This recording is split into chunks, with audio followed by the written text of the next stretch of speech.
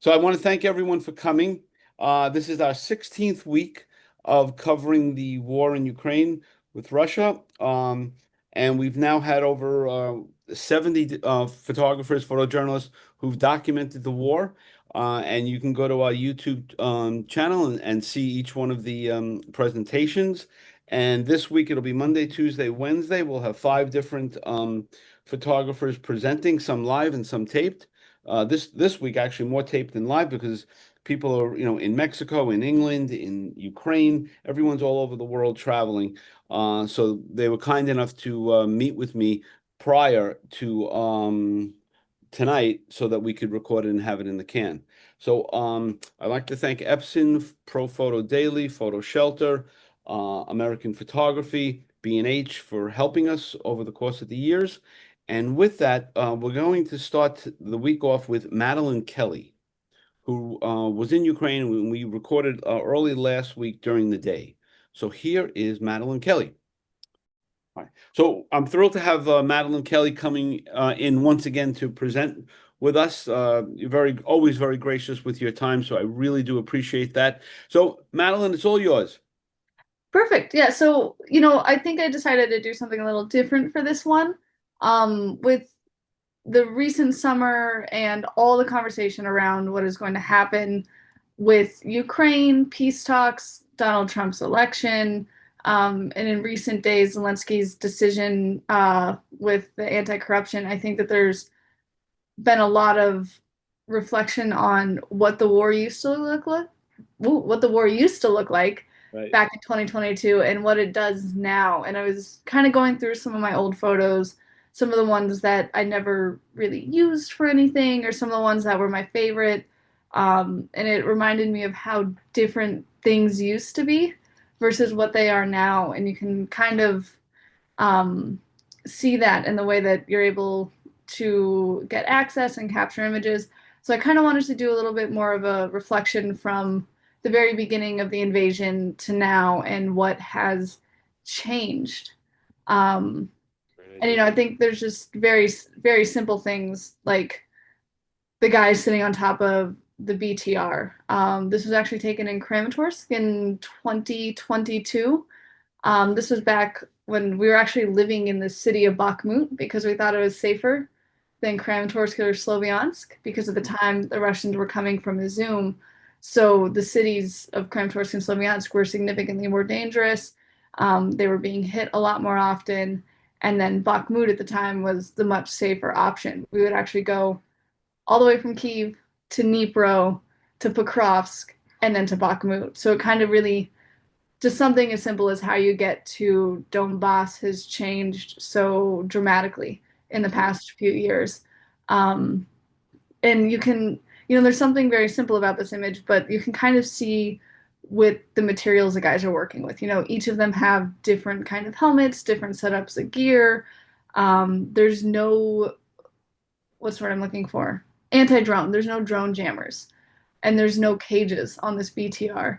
And now the difference is every single one of these armored equipment have drone jammers to make sure that FPVs or other drones can't hit it, little kamikaze drones, and they also have cages on them. So when they're stored, these large cope cages will Right. protect them from FPVs hitting them when they're in the tree line. And I think it's a very different way than you see these the armored equipment now. And I was looking back at it and I thought it was very funny because they're also, they're waving. They all have different helmets. They all have different gear on. A lot of them have different camo patterns. And Um, that's bottled water in front there, right? yep, Little. Right. yep. So they're all going out. It looks like they're on their way to position just based on the fact that they have all this water and equipment on with them, and I'm guessing that they're heading out for however long. And the water bottles have actually changed. There's a lot of jokes in Ukraine about the types of water. So these are Morshunska bottles because they all look very different, like the different brands of water. And the military now uses a very specific brand. So there's a lot of memes going around where it's like, the picture of the Morshunska bottle, and it's like compared to like being with family, and then they show the military one that they use now, and it goes to footage of the front line. And I think it's just a very funny, simple joke that they have here just about how different things are. Um, It's also a time capsule, right? W with more aid coming and coming from this place and that place and on and on. It'd be interesting to see, like these fellows, after 2 or 3 years of war, what they look like. Just yeah. how it weathers you, right? I'll be honest, I doubt most of them are alive. Um, How, and unfortunately, I think that's one of the things that is the hardest is, when I was looking back at images, and there's so many of them that I know for sure, okay, this person's gone. This person's gone. This BMP crew is gone. This person's gone. This person was injured. All these very different things.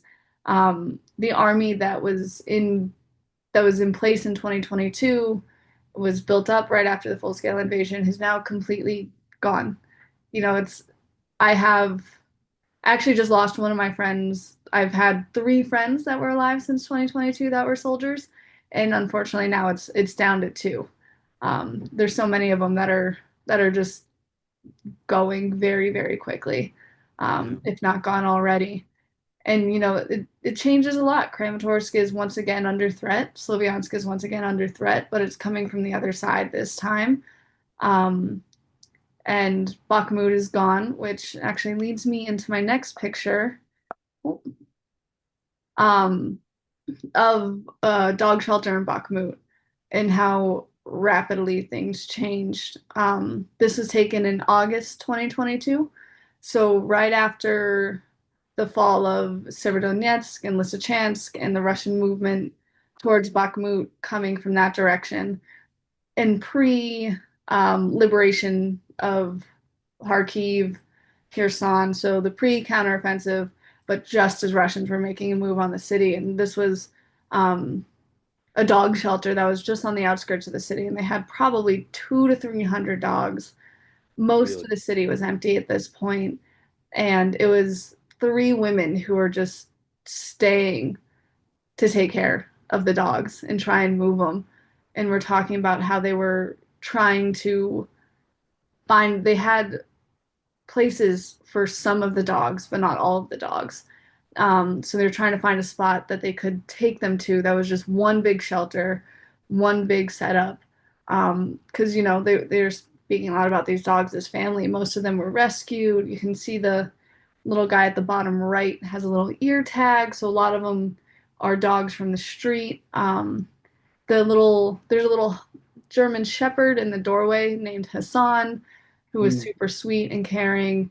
And they had, unfortunately she's not pictured. There was this other dog named Chuchia who was there. It was this black, and she was big black dog, and she was blind, but she would like feel for you and like try and climb up you.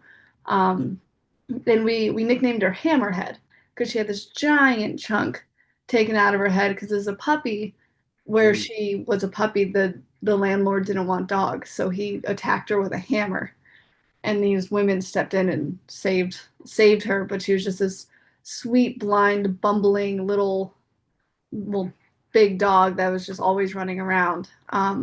So, Maddie, how does that get to you interested in the history of these dogs? I mean, you're naming them, their stories behind it. Like, how does that happen? It's very interesting, and that's a big difference between now and back in 2022. We just showed up. It was, the city of Bakhmut was beginning to be under siege. Most of the people had left, and we heard rumors of a dog shelter that was still there. So we just went and found it. And we spent 2 days with these women. So we'd come in for the day and then leave, and then we came back again, and we spent a significant amount of time. They showed us how they got food, how they got water, because there was no running water, there was no food shipment in for dogs, there was none of the supplies that they had before. And you can kind of tell. I cannot remember this woman's name. It's either Ludmilla That's or exactly what I mean. You know, yeah. for 35 dog names, and we don't know this lady's name, right? I mean, that's so intriguing. Yeah, the dogs were just very, it was very easy to connect with them. They were just these funny little things, especially the ones that would follow you around. And Mm. they'd all wander with you, and these women would take us through. There were three of them, and they were all pro-Ukrainian. They wanted to stay in Ukraine, but they knew that the if they didn't stay here with the dogs, no one would do anything with them. They would Mm, all probably just die there. And at the time, the Russians started shelling their area. They actually had a couple of dogs that were killed maybe a week or two before we arrived based on shelling. And, it was getting worse. And there's, the second time that we were leaving, we hear this tank firing so close to us. We're like, where is the tank? And as we pull out, we see the nose of this tank come, like the gun of the tank come down and get ready. And we realize that they had parked along the road right next to the shelter and the tree line. And I just remember for a second thinking, we are going to cross in front of this tank just as it fires in our car, and they're going to destroy our car. Like they're going to kill us. Um, and, these women knew what was coming. And luckily, within a month or so of us being there, they were able to get every single dog out. And then within weeks of getting every single dog out, the shelter was completely destroyed by Russian shelling. yeah, Um, they spent all their time here, and you can tell, this woman is covered in dirt and grime. She's exhausted. She Her entire city is under siege, and as we saw what happened with Bakhmut later on, it became much more dire of a situation.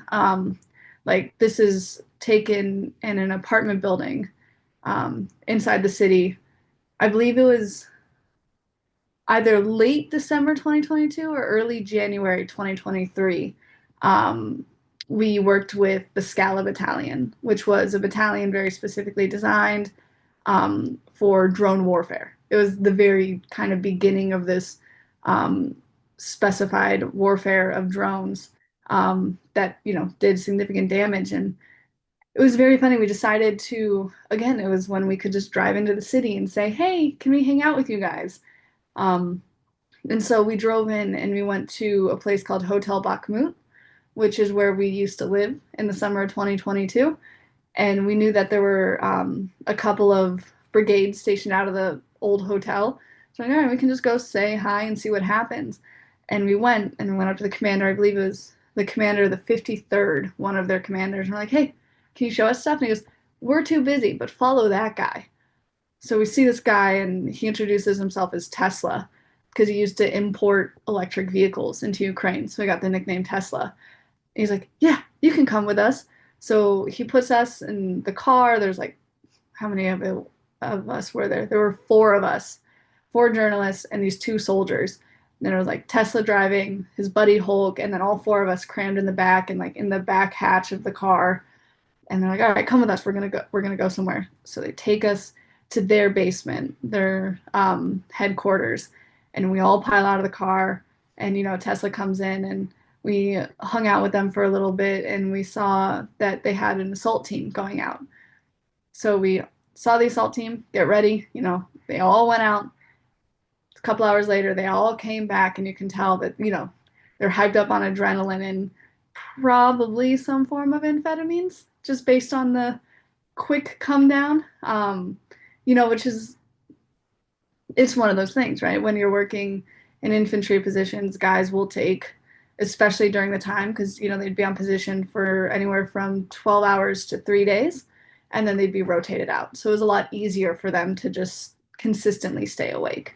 So they'd take amphetamines, and one of our buddies also told us that they would take pills that way they didn't have to go to the bathroom and then come home and then they take a bunch of laxative and then sleep for 3 days. Um, so they had this very funny adventure type view of infantry compared to what it is now. Um, and they came back in and we're all having fun, we're all laughing and joking, and became good friends with a guy named Roma who was with him. And for months he would just tell me stories. He'd send me videos of what's going on. And one of the videos he sent was actually from a stairwell in Bakhmut of Russians throwing grenades down at them. mm, And he just thought it was the funniest thing ever. But so we hung out with this battalion, and then they're like, all right, come to us tomorrow. We're going to take you to position. Okay, perfect. So we come back and we meet up with them. They're like, all right, you're going to go here, and a guy named Sloan is going to meet you, which is Ukrainian for elephant. I'm like, okay, perfect. So we go, and this guy Sloan that you can see here, this he's a very small man. He's probably about my height, maybe a little bit taller. Very skinny guy. He's like, all right, come on. Doesn't really speak to us. Doesn't really have a lot of English skills. So he leads us up in this building. We climb like 4 or 5 stories, and we meet these two very large men who are the drone operators. So their job is basically to lead these artillery correction drones. So they would, take the drones and then fly over and correct the artillery. So that way they could, they can see what's happening and you can hear them correcting the artillery and the artillery firing at the same time. And, we hung out with them for about 4 or 5 hours. And the two drone operators, they're huge. They can barely fit through doorways. And they have all this very nice equipment. And this poor guy, Sloan, they're like, get them coffee. The drone's like, get them coffee. It's like, oh. And you look at his helmet and he doesn't even have any straps on it. He's just stuck with like the most basic gear. Mm. And it was right after Christmas because at one point he looks at me and goes, okay. So I like follow him into the room where they have all the like eco flows for battery charging for all the drone batteries that they keep them plugged in. Just come here, really quick. And he like ushers me in like it's about to be some big secret. And he just plugs in Christmas lights. And he just points at them like it was the best thing that ever happened. And he was like Mm. so excited to just plug in these Christmas lights. And he goes and just unplugged them. And I was like the most of our interaction with this man. Mm. Um, But the intimacy of all of that is so intense, huh? Right? I mean, yeah, now could you get, I mean, that's like a command center for the drones, right? I mean, for at that time, right? yeah, and it's all very different now. They would move in and out very quickly. Now it's too dangerous. Like we can't. They won't let us anywhere near it. Right, Because these guys would be on position. And it was the time where they only worked during the day, so they'd be on position all day long, and then they go home in the evening, and then they come back the next day. So it was a lot easier and a lot more movement was allowed. So they're like, oh yeah, we can just have people come in because the front line has a lot more movement. Whereas now people move at night. They move very specifically. They like have to wait for command centers to give them permission to move forward. All these small little intricate things that we didn't have to do before. right, Now if we want to work with this battalion, we have to apply through the press office, through Hortitia, through all these small things. Whereas before we could just show up. And I think right. it's, a very interesting dynamic change between the Ukrainian military and journalists. But Um, that's sort of a natural evolution, right? As war gets more entrenched, you need order. I would assume that that's their thinking, right? And you have to be yeah, safe. and yeah, they don't want to take responsibility if something happens to a Yeah, Western journalist. There's a lot of fear that one journalist, which has happened, that they'll post something without clearing it through the proper channels, and it'll get people killed. There's been incidents where that has happened, where positions have been leaked because someone posted onto their wire service something that was so identifiable that it just gave it away. Um, and so there's a lot more strict rules. That's why press officers are a lot. You can't share anything until it is cleared, and if you don't do that, then you will get your accreditation taken. They've had to completely change everything, and it's made it a lot harder to function in Ukraine. Because you have to prep and prepare and request and file documents and all these things, whereas before you just show up and say, hey, show me your things, and then right. they'd be like, yeah, come on, um, let's go see. And it was a very similar story with these guys where I was the op 4, so it was 214 op 4, and I can't remember how we ran into them, but we asked them, like, what are you guys doing? They're like, oh, we're about to train these guys who are all over the age of 45. So they called them like the grandpa battalion. Like all these guys are significantly older, and they decided, it's time to train these guys. And we're just like, okay, cool, we'll be there, we'll show up. And it was raining, so instead of going out to the trenches that they had built, they decided to do kind of like um, theoretical practice. Mm. And it was done in this old, partially destroyed school. So you can't really see it, but off to the left, that entire part of the school is just collapsed from Russian bombing. So it's an old school and near, I can't remember which town, but it's kind of near to Kramatorsk. And so, after these guys finished their lessons, they just started playing basketball with a deflated basketball. No one made a single basket. Heck. Um, and the training is very different. These guys were going to go to position within the week, and this was part of the only training that they were going to get. Um, now they have instituted ZSU has a required 45 days of training, and then a lot of brigades are also doing their own days of training, and for each specific job, even more than that. So it's completely changed even with training. Now the guys are getting a lot more training, and before being thrown into position, whereas these poor guys got stuck in an old school with theoretical instructions on like an old piece of paper, and then they just flip it over and then do it all over again. Um, but yeah, and they were still having fun. I'm surprised no one accidentally fired into the ground when they were playing basketball. You can Uh, see one guy's kind of racking, checking the chamber on his. Um, but it was very, very interesting, very fun, a fun day. Um, and they were a good one. And uh, and it was also at the time where a lot of people were returning to these liberated areas. So this is post Kharkiv, Kherson liberation, that big counteroffensive in 2022, when everything changed. And this was a lot of people were returning to find their homes either completely or partially destroyed.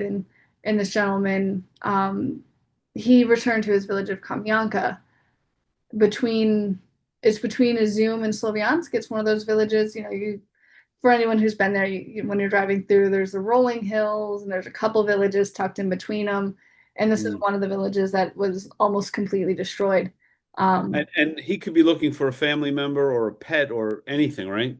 yeah, luckily, everyone of his family made it. They lived under occupation, but no one, him and his wife made it out of the village before things were destroyed. But he was looking for, can't remember what he was looking for, but the Russians his house was still intact, surprisingly, but completely destroyed in terms of the interior.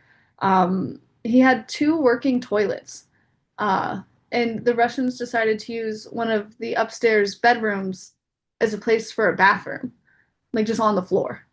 Mm. His entire garden was filled with these petal mines, and he did the most terrifying thing. He just picked one up and showed it to us and just threw it. Oh God, you can't just pick those up. What is that called? A pedal mine? Yeah.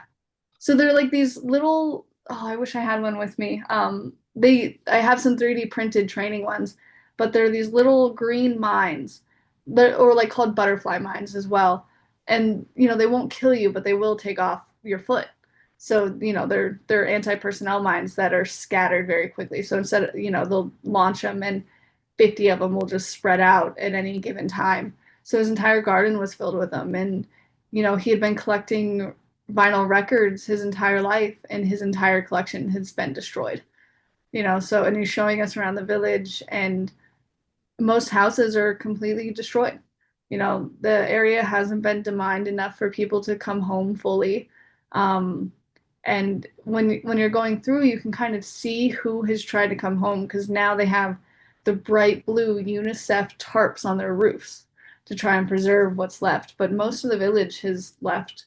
Mm. It's fully destroyed. The school's destroyed. Everything is mined. And Um, Madeline, how would you know if a particular house or village has been demined? Is there a marker to that? Or I the town lets you know? see you can kind of tell because you can't really demine it, any, there's so many mines and so many that are unknown. I knew some deminers who were working in a field and they found over 200 anti-tank mines in a field that there was supposed to be no anti-tank mines. So there's no way. The easiest way to tell is if anything that's not pavement, you can see there's a couple things. So like sticks with little white and red stripes around the top of them and flags, or caution mine signs everywhere, because Right. they can't fully demine it. They can't have all these resources, because a lot of deminers are working on the front line to demine the front line for assaults, or demine it for infantry, because Russians will launch little anti-personnel mines and cover an entire position where the guys can't leave. And the landmine situation in Ukraine is going to take hundreds and hundreds of years. I don't think there's going to be a point anytime soon where this is not something that they're dealing with. And after the Battle of Kyiv, when they were demining the city itself, they're checking if Russian saboteurs had planted anything. They found World War II mines that were still active in the Botanic Gardens.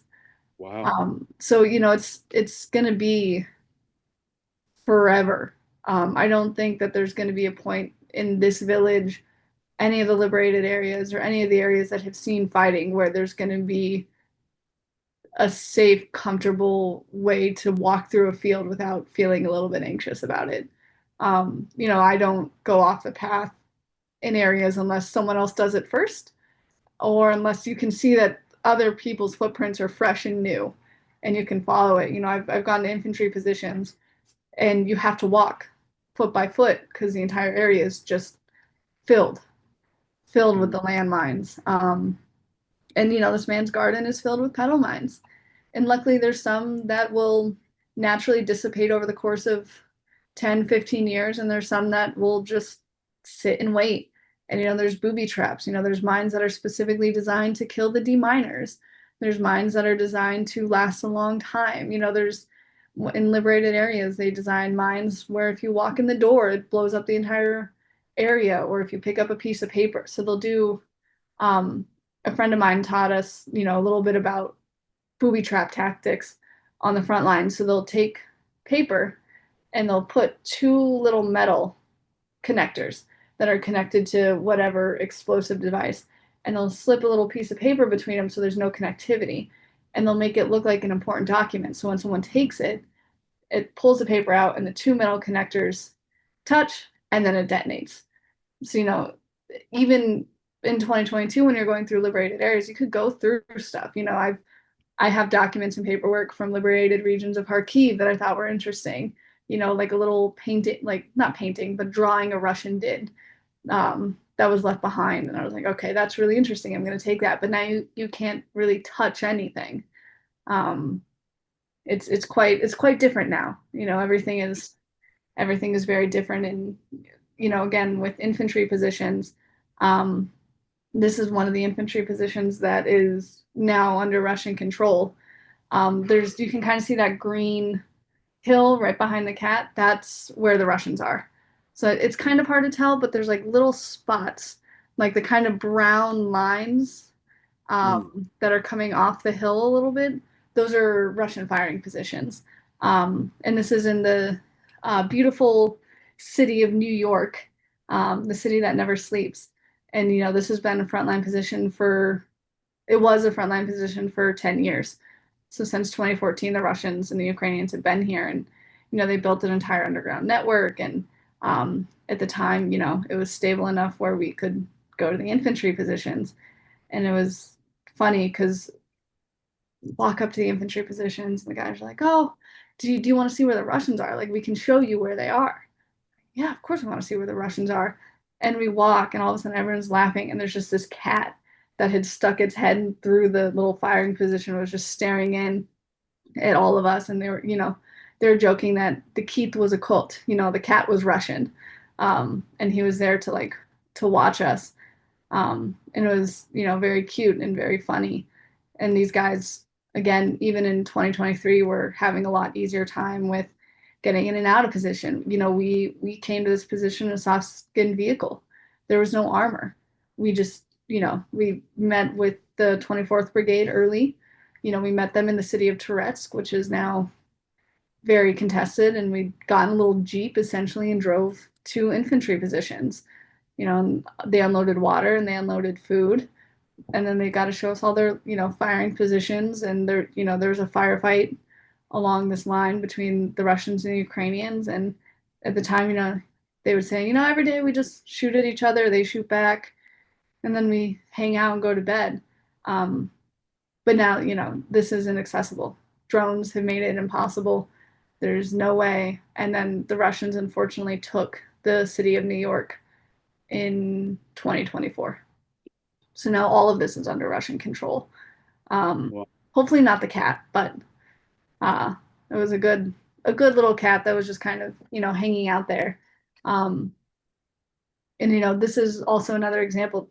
When we work with press officers, we would, drive our own car. This was a rental vehicle. So the press officer was like, yeah, yeah, we'll get in the rental vehicle and we'll go. Um, and unfortunately, you can't see it, but this is a BMP, and this is kind of the beginning of where drones were really a problem. We were on our way to Chasseviar. Um, and on the back of it, unfortunately, it's not in this image, is the early drone jammers. So like the very first antennas that were preventing drones and getting everything. And you can kind of see the difference in the guy's reaction. And also, a lot of them have better equipment. They have better helmets. And it is unfortunately a lot colder, but also the camo netting that's on it. That wasn't really used before because you just tuck it under the tree line, and the drone surveillance was so rudimentary at the time that if you're under the right. trees, they can't really see you. But now you have to be under the trees, you have to cover up the thing with the camo netting. If you're in a vehicle, you spray paint the windows because they look for the reflection of it. Um, you Right. know, all these small things So that, the drones are that sophisticated, yep. just on reflections and everything else. Wow. Yep, and it's also the pilots. The pilots got so good, they're able to tell. They're able to kind of see where something is. They're able to, see it when they're flying over, they see the tracks going this way, but you'll take your car this way. So Yeah, they'll behind the trees and they'll fly and they'll see if they can catch a reflection or a color or something so that's not supposed to be there. so these drone operators, are they, in the hierarchy, respected beyond a regular foot soldier, beyond a sergeant? Like what, can you speak to that? I mean, because they obviously are very, very important. Yeah, they're very deadly. They're positioned further back from the front line.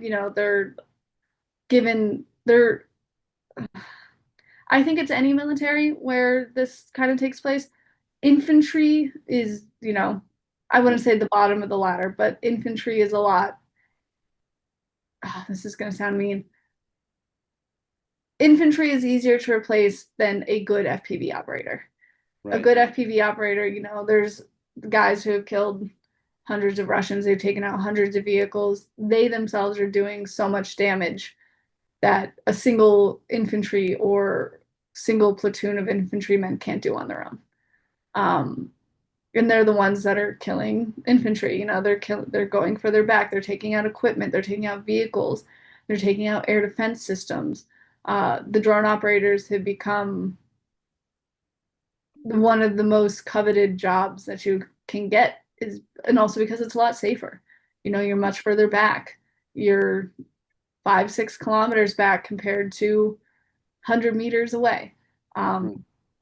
but And are the drone operators generally younger? Because they're always speaking about these young guys who and women who have been playing computer games and all of that. So can you see a difference age-wise as well? yes, but I've also met some guys who are like 45, 50 years old. I went with an FPV crew, and the main pilot, Andre, was, he had kids who are in their teenage years. He's an older guy, but he's a really good pilot. I think it's really dependent. And I went in 2022 when the first drones were starting. We found a crew that was doing a different type of artillery correction near Touretsk, and we walked up and we're talking with them, and they asked us like, "Oh, why are you here?" And my colleague made a joke. He goes, ah, well, my parents wanted me to be a doctor or a lawyer, but I'm not, so I'm here. And the guy operating the drone just pipes up and he goes, oh, I'm a lawyer. And then just goes right back to being a drone operator. And it turns out he worked for a pharmaceutical company as like a corporate lawyer for years and years before joining ZSU during the invasion. So, it's a wide range of Yeah. kids who are, really good at video games and guys who, for whatever reason, are just have a high aptitude for it.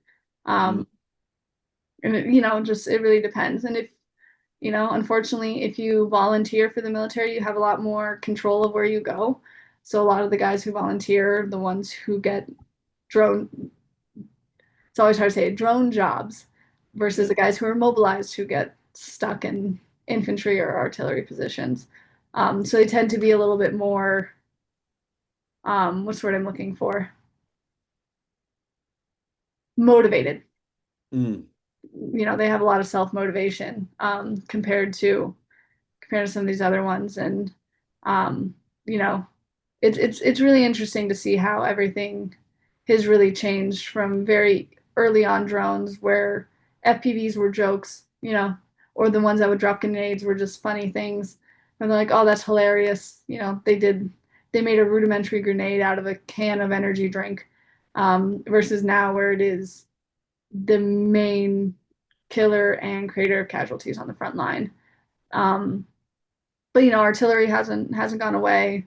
Aerial bombs haven't gone away. This is in the city of Konstantinivka, um, and it has been, as you can tell, this used to be a school actually, like a technical school. So where people went to learn to sew or work on vehicles or have technical jobs. This is where they went. And the gentleman driving the car from the last picture is actually the same man in this picture, Vitali. So he's always taking us on fun little adventures. But we went to this school and we drove around the city of Konstantinivka. And now it's, the very famous Oko gas station that Zelensky visited, and we would all go to and get, Oko hot dogs, Oko nuggets, energy drinks, snacks is completely destroyed, and most of the civilians have left.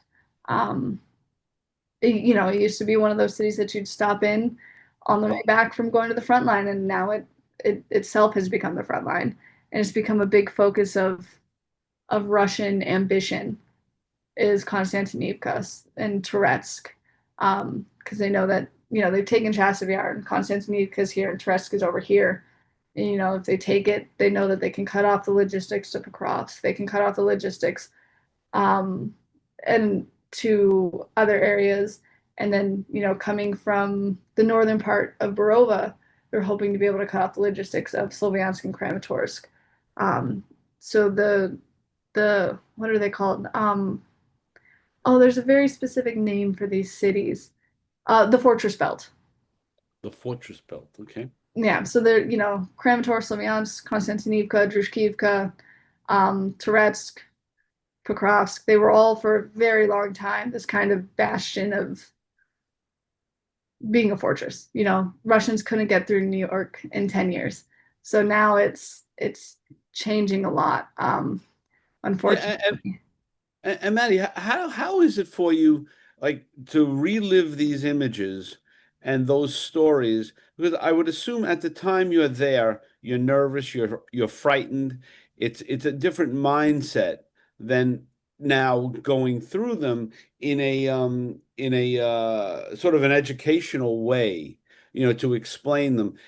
How does that work for you in your head? The two different spots.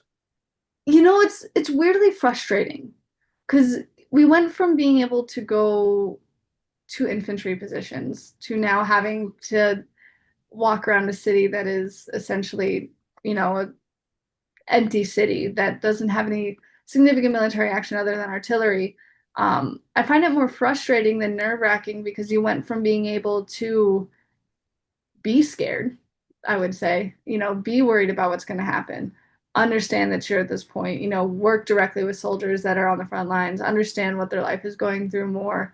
I personally prefer to work with infantry. That's one of my favorite things to do is to sit on an infantry position for 12 hours, few days, as long as possible, and then, rotate out with them, that it's now impossible. So I think for me it's just more frustrating, Mm, because there's so much that is going on that we can't get to. And it's not just Ukrainian military trying to keep people out for that, but also just the safety of other people. It's why would they risk bringing in a Western journalist and risk the people who have to drive you in, risk the guys who have to, make sure that you're okay, risk all these people's lives just that way you can get photos. Um, which I but they, understand, but but it but they sucks. do, right, but they do see the value of getting this message out as well. Yeah. So it's kind of a weird balancing act. Mm, I think that Ukraine is playing. Um, and I was working with a medevac team, and they brought in some guys. They had minor wounds. They were green. Um, and the guys had been on position for 65 days for one guy, 54 days for another, 40 wow. something days for the third guy, just straight. They were just on position for those days for 2 months straight. And oh god, they smelled so bad. These poor guys, they smelled horrendous. Because you're out there 65 days, you can't really shower, you can't really like, where are you going to do your laundry?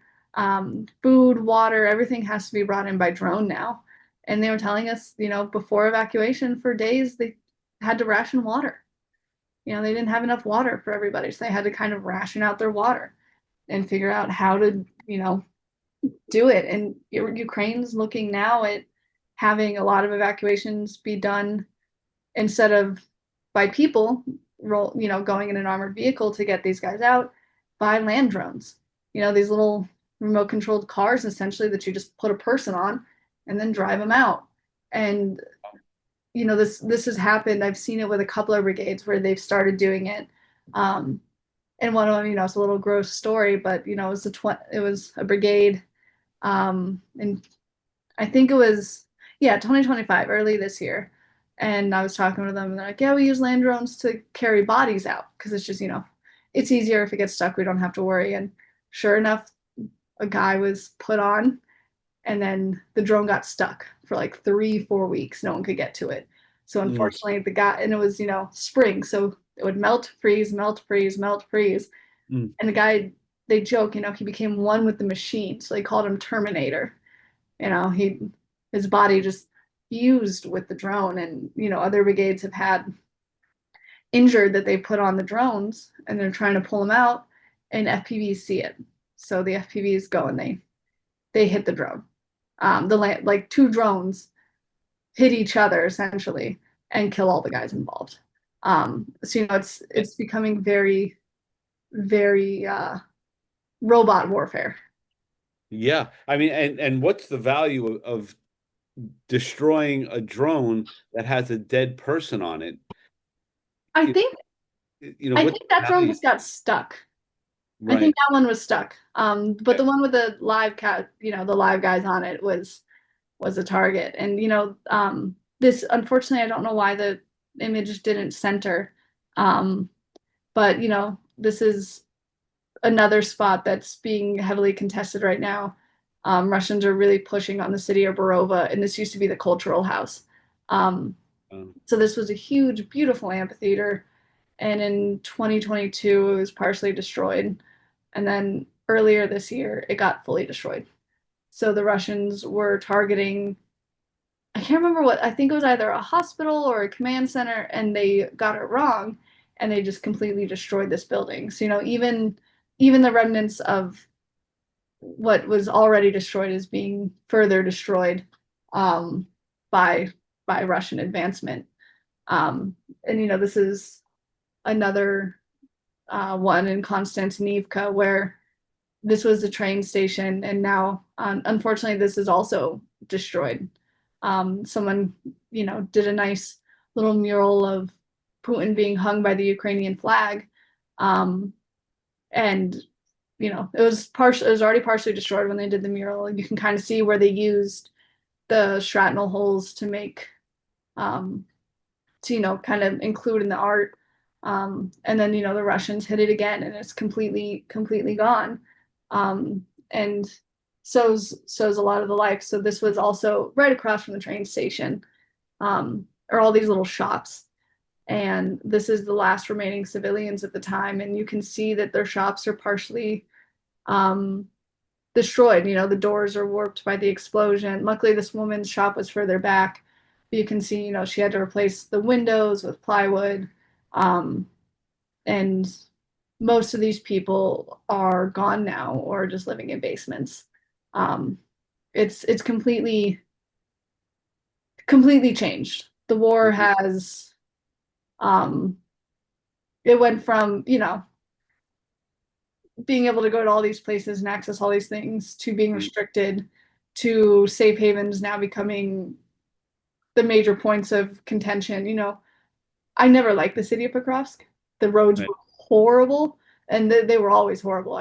We play a game called Donbass or War, where we decide if that hole in the road is because of the war or because it's Donbass.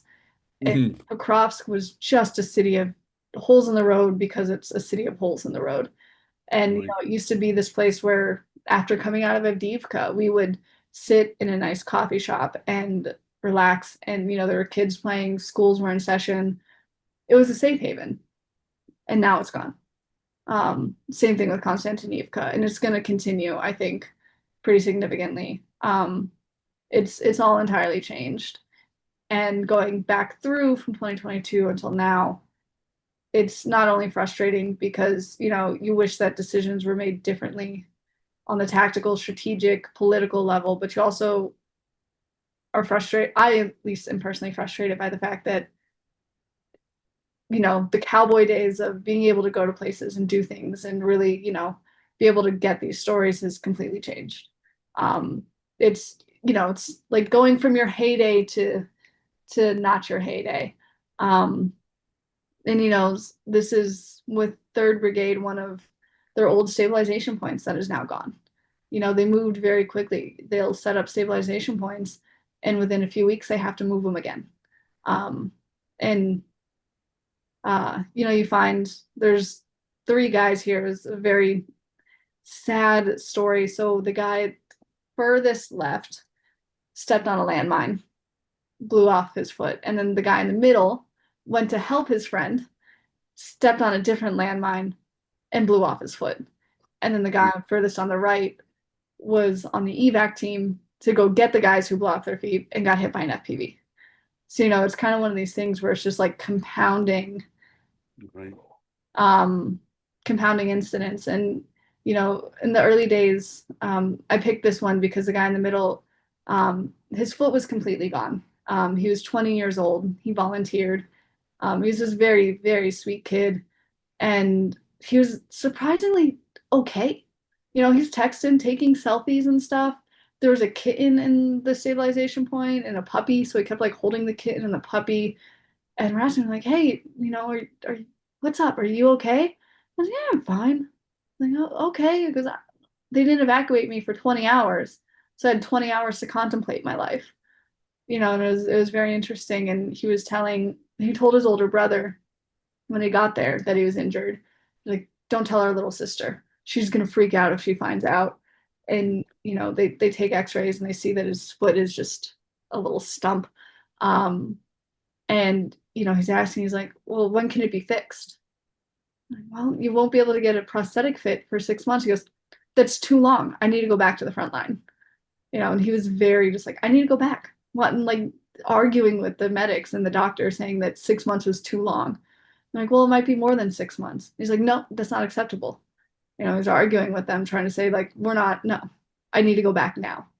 And it was Yeah, and Maddie, do you think for some of them, it's like in their heads, it's almost uh what the word just came out of my mouth, just left my brain. Inevitable. Like they think like they're gonna be injured at some point, and if I'm not dead, I got to go back. Like do you feel like that kind of a sensation? For some of them, yeah, absolutely. It really depends. Third doesn't take conscripts, so they're all volunteer. So they all have this motivation. And there's a really I actually was with my friend Josh Saunders, who did a great documentary, Last Ride Home. And we went to infantry position together. And he did these incredible interviews, and one of the guys named Colks, he talked about, he knows he's going to die there. And Mm, he knows, like, it was never a question of if he's going to make it out or what the injury is going to look like for him. He's just like, yeah, I'm going to die here. It's a really great documentary. Actually, sorry to plug it, but he just won a bunch of awards, and he talks with these soldiers and he talks with the family members, and it's the exact thing that you said. It's inevitable for a lot of these guys, especially the ones who work on infantry positions. They know. yes, send me his information. Yeah, it's a great it just won a bunch of awards at Cannes and all these. It's incredible. And it was the last time that I was able to access infantry positions. Mm, And there were multiple times on that infantry position run that we almost died. We went in 3 a.m. and the Russians, they all start shooting at each other, having fun. They're joking, they're laughing, they'll start another firefight, and then we decide, all right, we're going to hike to command, which is about a mile away. And, as we're hiking in an open field, an aircraft comes in and rips up the front line, and then a drone comes over. It was one of those moments of, even the press officer who I worked with a lot, who is very skilled, was like, okay, that was a bit much. And, we got to command, and as we're getting ready to get in the truck to head out back to Kramatorsk, an FPV was overhead, and it was because it saw us and it was circling and it was waiting for us to come out. And luckily, it went away after some time. But it turns out that the vehicle that we were supposed to take out, we were supposed to be there for 24 hours instead of 12. And the vehicle that we were supposed to take out at 24-hour point was hit by an FPV on the way out. So, and I think that's, one of those moments where I realized that this was not going to be accessible anymore. It takes, and not just for us, but for these guys, it took them 20 hours to evacuate this kid.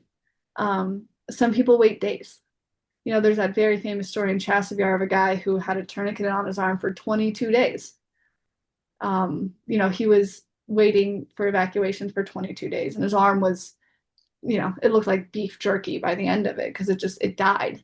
It was, there's nothing that you can do. And I think they can't even get bodies off the front line anymore. They call the joke is they're goo bags. They're just bags of goo because they wait there for so long. And it's very different. And you can't now. Chernobyl's not even accessible. This was taken earlier this year in the very famous city of Pripyat, at I believe it was the dock, like that very famous fancy restaurant on the lake. Um, you can't access it anymore, because there's always the concern of what's going to, people coming over the border. There's Russian saboteurs, and the area is so filled with mines that it's dangerous. It's just a continued thing of, there's no longer going to be tourism in Chernobyl, because you could instruct people to stay on the trail, but if a 4-year-old kid wanders off into the bushes, what are you going to do? And I think there's just, the way that Ukraine is going to function is going to change and has already changed forever. You can't. This was one of the cooling towers in Chernobyl as well. mm. But like you can't go here anymore. Even You, if the you know, war ended tomorrow, there's no way. They right? can't have tourists in a place filled with mines. It's interesting as you keep on saying it. I wonder if technology will come up this will advance so much that there'll be some type of technology, robot, whatever it is, that can easily identify mines, like a drone that can spot them. I mean, I don't know about the technology piece of it, but to imagine, because we couldn't imagine so much that changes in our worlds as it is technology wise, maybe something like that will come to pass. Yeah, and I think it's gonna be hard as well because you I it would have to train on not just what a mine looks like, but what a mine looks like 6 months of overgrowth, year of overgrowth, 3 years of overgrowth, booby traps, Right. and all of the way that mines are built are so sophisticated now that they're making them not just anti-personnel, where if you step on them, it blows you up, but when sappers and the deminers come in, if, the way that they would demine something, now they can't do because Right. everything has changed in order to like, you know, the wire, simplistically, the wire that you used to cut would now blow you up. So you can't do it, and there's one, I was talking, a friend of mine was a deminer and, he's telling us about the changes. They used to have anti-tank mines. So when you would pick it up and it would move, there would be like a little mechanism on the inside that it would trigger. So, it would stop doing that. So people would just kick it over. And so like, all right, cool, there's nothing in it. And so that worked for a while. And then Russians moved to, you have to kick it over twice. It has to do a flip and a flip, and then it would detonate. And then they discovered that. So they just flip it over a couple of times. And then, it worked. And then they decided with mines to do a timed movement. So when you flip it over a couple of times and you're good and you pick it up, and 9 seconds of movement, like 9 seconds of it being unstable, then it would blow up. So it would go Mm, from all of these things, all of these small little things that have changed in the way that mines are done, and I don't know how they're gonna do it. I really yeah, don't. yeah. I have to think of Lady Di. I don't know, like that was her issue, mines, Yeah, all of the world. It's she just pops into my mind. yeah. She And was Ukraine is the most mined country in the world now. It's all right. it's crazy. It's gonna be forever. And like I said, there's gonna be no tourism in Chernobyl, not in any meaningful way. You could maybe sit in a car and they drive you, but what how is that going to effectively Yeah, change yeah, mining? And if they even if they got everything back, if everything went back to 1991 borders tomorrow, how are people going to move into their homes? How are people going to move into their cities? How is the entire destruction of Bakhmut, Lysychansk, Severodonetsk, Pokrovsk, New York, all of these cities, yeah. hundreds of thousands of people, Mariupol. How are you going to rebuild it? At what point is it going to be impossible to rebuild a city like Bakhmut? Bakhmut was large, but at what point is it just going to be it, it could take 50 years. Or you could look at something at, post World War II where, industry very quickly rebuilt Berlin and rebuilt Dresden and rebuilt Warsaw. But I don't know. It's going to Yeah. be very different. And the destruction is very different. And the intricacies of the war are very different, even, a few years down the line. And And, and are the Allies going to be willing to put up all that money, yeah. right? And And with corruption and everything else, yeah. yeah. And, they all around Kyiv now is these trench systems for training. It's moving further and further west. And I included this one. This is a very nice man named Alex. He, training used to be done in trenches a lot closer to the front line. And now those areas are getting bombed, they're getting destroyed. So they're starting to move, these trench systems further west. So even in the city of Kyiv, that was, 2022 had training, but it wasn't as sophisticated as it is now. Right. Everything is kind of moving, but at the same trench system is a drone field essentially where they practice and they work with new drone technology and they do all these new drone stuff. And I think that they're not just building trenches for infantry, but for drone instructors to figure out how to work inside the Mm. trenches. Um, and it's very much changed. It's unfortunate, and there's no access, as I mentioned. Um, there's just no way for things to happen, and cities. This is Sloviansk earlier this year. A couple of glide bombs took out about 30 houses. And it was an immediate destruction of 30 houses. And how are you going to rebuild 30 houses? And it's only getting worse. And the police show up and they check houses for anyone who's injured, and any sort of like they are trying to find out if anyone was in the house. Um, it's very different than it used to be. even with strike sites, it's very different than it used to be. I think, there's also a fear of a lot more cassette bombas. I can't remember the English word for them. The large bombs that drop other little bombs. Oh, I can't remember the English word for them, but cassette bombas. So they'll drop them in civilian areas, and then the entire area will be filled with tinier little bombs. So it's hard for Ah, even rescue crews um, to go and work there because now they have to be cautious of all these other little bombs that are stuck there, and they're purposefully designed to inflict as much damage as possible. They used it in Sumi region during Easter, that large attack. That was what was able to kill so many people because it has such a wide range of destruction. It's not just where the bomb hits and the immediate after effect, but the scattering of all these other little bombs. hmm. It's a very, oh God, I cannot remember the English word for it at all. Cluster munitions. There we go. The cluster What munitions. what admission? Cluster. Cluster. Yep. Like a cluster bomb, yeah. Yep. So that's been a growing thing in Ukraine used by Russians on civilian areas. Luckily, this one wasn't. It was just two really large munitions that destroyed houses. But Sumi has cluster munitions used against it pretty consistently, and Sumi is about to be another city that is within FPV range very soon. Um, things have changed very very significantly, and I mentioned earlier, this inability to even move the dead off of frontline um, or being taken over by volunteer groups. So this is done by volunteers sometimes where it's a group out of Sloviansk called Black Tulip, where they go and they remove bodies off the front line because there's no way. It's not feasible. It's very dangerous and destructive, and they remove Russian bodies just as much as they remove Ukrainians. And these are the example of what I mentioned, goo bags.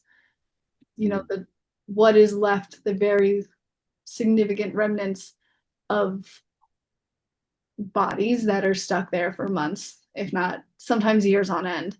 And especially in the summer when you're closer to position, you can smell it.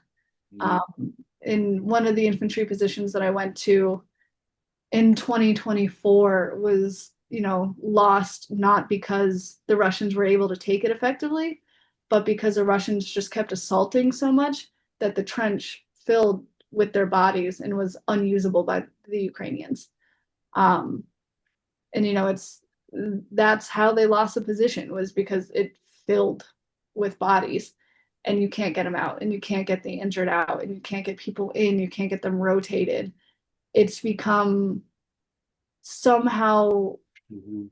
more rapidly moving frontline than it was a year ago, but also a frontline that you can't move on, if that makes sense. Yeah. You're like stuck and it moves around you. Um, and going back between 2022 and now, it is very different. It's much more nightmarish. It's much worse. There's lower morale because of it. Guys used to be able to go home after 3 days and sit and play on TikTok or look on Tinder or call their wives, and now they're sitting unshowered with shrapnel injuries for 65 days. They it's not it's not the same. And I think that again, we're going to be facing another very significant change in the war, especially with the geopolitical space and somehow Trump flip flopping back and forth between what's going to happen and what they say they're going to do and what they say they're not going to do. Um, Sorry, helicopter. Um, so I think it's going to be a very very different war 6 months from now. And Yeah. the strikes on Kyiv are proof of that. I think that the safety cities are going to be less safe.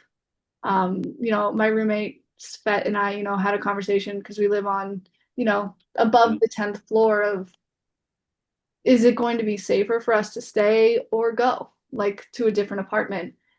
And the large strike on Kyiv the other week was in our area.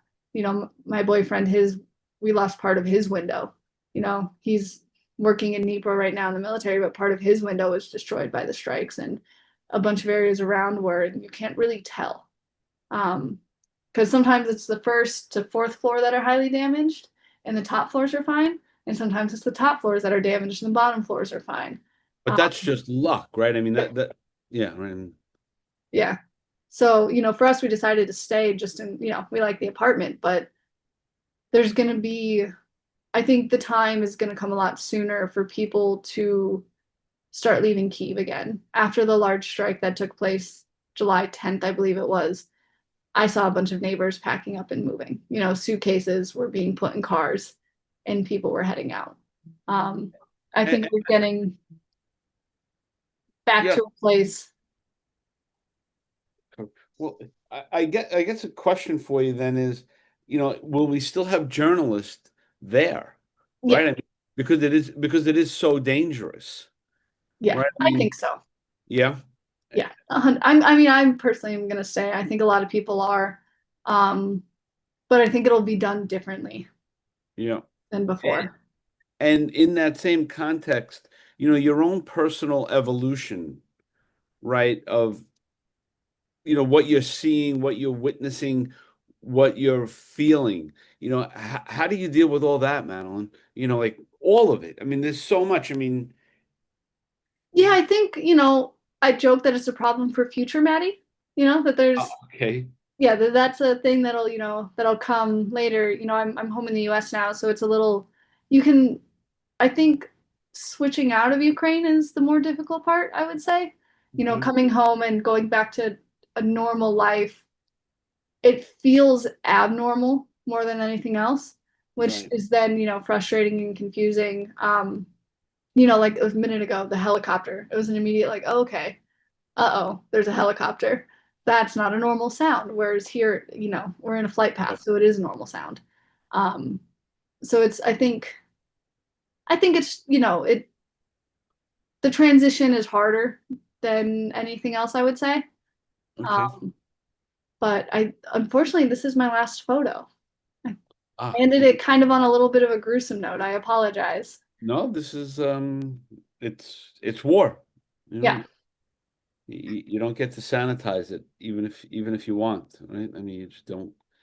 Um, so when do you go back? What's next for you, man? I'm here for a little bit. I'm not sure how long. Could be a couple weeks, could be longer, and then Right. I'm back to Ukraine. As soon as everything is good, I'll head back. But you know, it's a nice little break, even if it's only for a couple of weeks. It's a nice. I miss Walmart, so I'm gonna spend a couple of weeks in Walmart, or just working on longer term projects that just require sitting down at a desk and not being distracted all the time. So it's Right. good to be away from some of my friends because, we distract each other very easily, especially in the summer in Ukraine because there's lakes and fun spot things to do all the time. So it'll be a mix of relaxation and work. Yeah, it's interesting how you bring humanity to the storytelling. Yeah, there's beautiful lakes. There's this. It's a great time to be in Ukraine in the summertime. Um, Yeah. and then there's all this other stuff going on. It's that emotional piece or that mental piece to play these tricks, or Yeah. to be able to put things in certain boxes and then close it and then reopen it at another time is really I mean, what a job, mentally to be able to do that. Yeah. Compartmentalization is key, I think. Yeah. I think It it's very like it helps you maintain your sanity a little bit. I bet. I bet. Well, again, I always thank you so much for doing this with us. The invitation stands always, to come back and show us new work and, whatever the topic, may be, you always have a place with us. So I thank you for that. Make sure you send me your friend's information and just be safe and, best wishes to your grandma that, she gets better right away. Thank you. It was great talking with you, and we'll talk soon. Okay, great. Thanks, Madeline. Be Bye. safe. Okay, bye. So that was Madeline Kelly. Uh, Always when I listen to her, she speaks so much more seasoned than her age, and she's really, really in the trenches and doing all this important work, and has an awful lot of wisdom, as she speaks and as she tells her story. So it's always a thrill to chat with her. You could open it up. Anyone has any questions or comments? Now would be the time. Again, we're on for tomorrow and we're on for Wednesday. Um, Tomorrow we'll have Neil Bailey, who did a lot of volunteer work, getting supplies and automobiles and motorcycles into Ukraine. A terrific story. And Sergey, who's a wartime photojournalist, so you'll see his path over the past couple of years. Um, But Frank, yes, um, how how long does Madeline and Madeline stay in Ukraine on end, on average? well, she has a place that she shares with another photojournalist, Svet Jacqueline, who's presented with us 3 or 4 times. So they could be there for 6 months at a time. It really depends. And then I think, like so many of the journalists, they watch for each other. They start to notice, it's time. You should really Hmm. take a break. And they usually say it's when people start to take too many risks. And I don't think that's with Madeline, but just in general, people are sort of, being big brothers and big sisters to each other, just saying, we should really take a break, that kind of a thing. So I think that goes on, and then depending upon what stories they're covering, they may get a call from one of their other publications that they may be working for. Go here, cover this for a week, and that may get them out because then that'll generate some income. So Okay. there's a lot of there's no hard line. I'm going for 2 years or 6 months or 3 weeks. It's Okay. it's usually like a 2 month. For most people, I think it's 2 to 3 months that that's you need a break, and everyone Yeah. recognizes that. So that's good. Yeah. Frank, did Madeline ever say what motivated her to start war photography? She really, Aline, she really never did. It's just when you listen to her, she's so incredibly comfortable in Right. that space. The first time we had her, I mean, I couldn't believe it. She was just it's like she says, it's great to sit, summertime in Ukraine is beautiful. There's beautiful parks and lakes, and I mean that's just she doesn't have that, I think, like what I was looking for, and maybe you're the same, that sort of, gung ho, let's go get them. She just has a quiet stillness about her. This is what I do, this is how I do it. And it's very captivating, but it's also on some level it's unsettling to see somebody so calm and so at ease in her space. But she recognizes, like all the journalists do, how important it is to be there and to document. And like she says, she loves being in the trenches. I mean, the way she described and you could really, as I was listening to her, even the second time, um the smell of these guys after 2 months of no showering in these trenches, sweating and raining and all of that. I mean, that must be.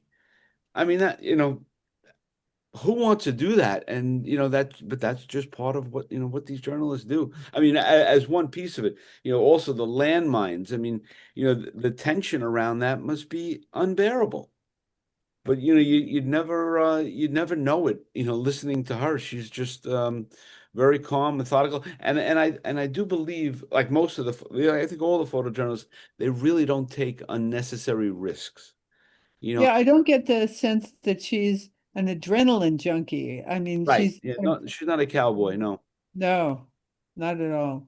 Yeah, I think, when, if she's being led by a soldier, I think she listens very intensely, do this, don't do that, that kind of a thing. She wants to be there, but, I don't think she would walk through a house alone without someone going in there before, or knowing that it was already cleared.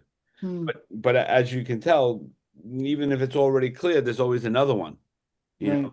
know, but like I said, I don't think, to your point, I don't think she goes in there, blindly, like I'm gonna, take over the world.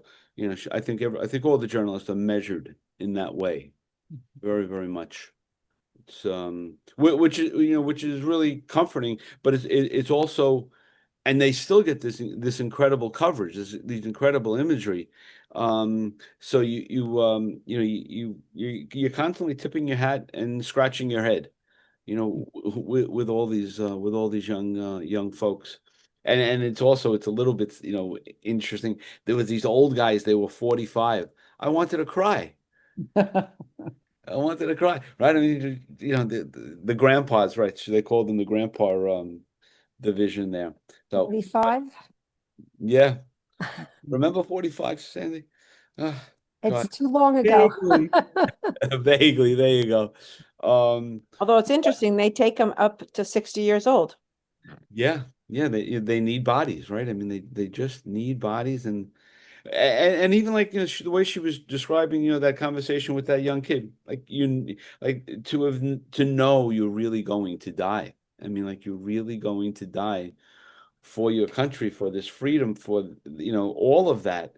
And I guess that there's probably some correlation to the huge protests that they had, that all these young people are going and dying, and families, and and they don't want to go backwards, with the new setup, and that's why they were protesting him. Yeah, it's all of it is so complex, and where it goes from here, my God, no one could really know.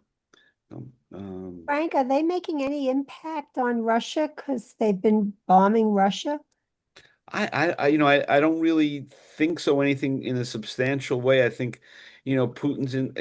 Listen, I don't want to sound like Henry Kissinger, but they're just in it for the long term. I mean, Putin doesn't give a snot about his soldiers, the Iranian soldiers, No. the Ukrainian soldiers, right? And he's just, let's just keep on going. His sons, his daughters are nowhere near fighting. So, what's the loss to him, right? I mean, that's the only thing I have on. I mean, they've lost more people than the Ukrainians have Yeah, because he's been using his people as fodder, Right. yeah, as far as territory and civilians and children and but yeah. There's and they have North Koreans there now, and just waves of people just to use up the Ukraine ammunition. I mean, yeah. I mean, try to understand that is pretty much impossible. Pretty much impossible. Did they Uh, get the warheads? I don't know what you call them, that Trump had promised and reneged, and then Europe was going to pay for it, or I don't know. I think some things have been approved that, it all gets muddy because you don't know what Trump is doing, not doing, the allies, on and on. Playing golf. What is he doing? There's so many moving parts to all of this. Like that young boy, he's got his foot taken off and he's ready to go back. Try to stop that spirit. Anya, I gotta ask you, Uh-oh. I know you didn't do jury duty. The in the States here, with all these young people, the Ukraine, and particularly to the Ukrainian community, of course, is there like some type of a mechanism, like, so say these four boys want to go to Ukraine to fight. Is this like a barrier that those families, like, you can't go, right? I'm like, what is that dilemma? Right? Because that's got to be really intense, right? Because there's got to be kids that want to go. So, and there are kids that have gone. So my Yeah. kids are part of the scout organization that I was part of, my father was part of, and there are a number of scouts who have gone and some have lost their lives. A good friend of mine, his brother went, lost his life, I'll tell you, Leslie, my own son and my nephew Mako, my son is 27. Frank knows all this, but my son is 27 and my nephew's 29, and they're second generation, right? I was born here. My parents were born in Ukraine, but came here. They felt great guilt for not going there. And, my son right now has a job where he's going to have a break in September. And what he approached me when he was home last, he lives in Los Angeles, to say, Mom, I'm going to drive an ambulance across Europe. And I have a friend of mine who works for the Ukrainian Congress Committee in the US who just recently came back from a trip doing that. I reached out with the organization that he wanted to do that with. I said, I'd rather, if you're going to do this, you need to do this with a reputable organization. He was going to travel alone with the ambulance. When she went, it was, 2 ambulances, 4 people. You're never alone by yourself doing this. And I was concerned too, because, I said, they're grabbing people off the streets. I said, yeah, you're a young 27-year-old in shape, 6'3" guy, you could look pretty attractive to somebody being speaks the language. You could be pretty attractive to be grabbed there. So I think, put this way, there is remorse being felt. There's a guilt being felt even by first and second generations for not being here. And, we're all doing what we can in terms of fundraising. It's funny, I was thinking about, I send various different types of packages for support from my relatives in Ukraine. I have relatives that live in Ivano-Frankivsk, which has been relatively untouched. And their doctors there. So I've actually been able to procure, even though they get medical equipment, hospitals to hospitals, he was very specific about what he needed. So I was able to get sutures and so I send that to him versus his cousin, I just sent a small camping tent and 4 sleeping bags to, because she has young children and they're trying to make a normal way of life for them during the summer, and they want to go camping, and they can't get this in Ukraine. And any tents that are there obviously go to the military. I didn't send her a military grade tent, but something like that. So it's very interesting, so here, and I think what we tell the boys here and the girls as well is that, what you can do here, because unfortunately you go there, you're not trained. My kids are not trained in the military, right? You're going to be fodder. That's what's going to happen. But if you can be here, and my son does a tremendous amount via social media and otherwise to campaign for fundraising and for other things, I said, you have access to resources here that can help there, that resources there can't do. So, it is a challenge, but they do come, they do go, and it's tough because you don't know how long it's going to last, and it's, they stay. The good news is it's one of my cousins, she has a daughter the same age as my son, and that daughter is volunteering at hospitals helping injured. She herself is an art major and stuff, but she's helping injured soldiers who are coming to the west. They live in Lviv, in the western part of Ukraine. And she's constantly reaching out to my son, thanking him for everything that he posts and for the patriotism and stuff, because it helps them to see that the world here hasn't forgotten. And it also helps them to see all the fundraising that they're doing to try to send support over there. So I don't know if that answers your question, Frank, or if that was just Anya babbling, but. It was Anya babbling. I forgot my question, but no, it's well rounded because it's a complex issue. As right on the surface, it's complex, right? What do you do? Because you want to protect your own kids, but I mean, it's good to hear the value that they recognize they can do from here, right? That's real. This way, you're not feeling like you're really not doing much. But if you really are doing, this volunteering, whatever it may be, to the cause, makes you feel, all right, I'm doing something. I don't think my son's going to be happy when he finds out that a prerequisite of him driving the ambulance to Poland is his mom's going with him. So that would be enough for him to go to Nairobi. Yeah. Yeah. But on that, Anya always makes us laugh, so that's nice and very, very informative. So we're on for tomorrow, same time, same bat channel, and we'll have 2 pretenders tomorrow, and then we'll finish it up on Wednesday night. So I thank everyone for coming. It's great to see you. Thank you, Aline and Pat and Sandy for coming in. Angela, Sorry, I was late. Frank, No, it's thank you for right. your continuing support, and everybody else, thank you for your continuing interest, because through that you show support as well. So we really appreciate it. Yep, there you go. Absolutely. All right. Without question. We'll see everyone tomorrow.